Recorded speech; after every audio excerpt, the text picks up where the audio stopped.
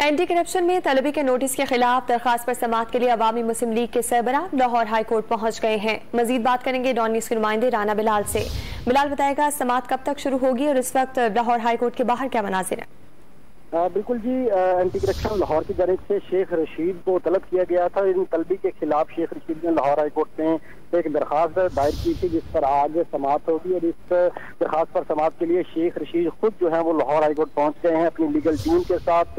इस वक्त कमरे अदालत में मौजूद हैं। शेख रशीद ने अपनी दरखास्त में ये मौक़िफ़ इख्तियार किया है कि एंटी करप्शन के पास उनके खिलाफ तहकीकात का जो दायरा इख्तियार है वो नहीं है, लिहाजा जो तलबी के नोटिस हैं उन्हें मुअत्तल किया जाए और कलाबंदी करार दिया जाए। अदालत की जानिब से गुज़िश्ता समाअत पर एंटी करप्शन को यह हुक्म दिया गया था कि शेख रशीद की दरखास्त पर एंटी करप्शन हुकाम जवाब दाखिल करें और आज की तारीख मुकर्रर की गई थी। अब से कुछ देर बाद शेख रशीद की दरखास्त पर जो है वो समाअत होगी और जस्टिस अमजद रफीक जो है वो कुछ देर बाद समाअत का आगाज करेंगे। बहुत शुक्रिया राना बिलाल, आप आगाह कर रहे थे।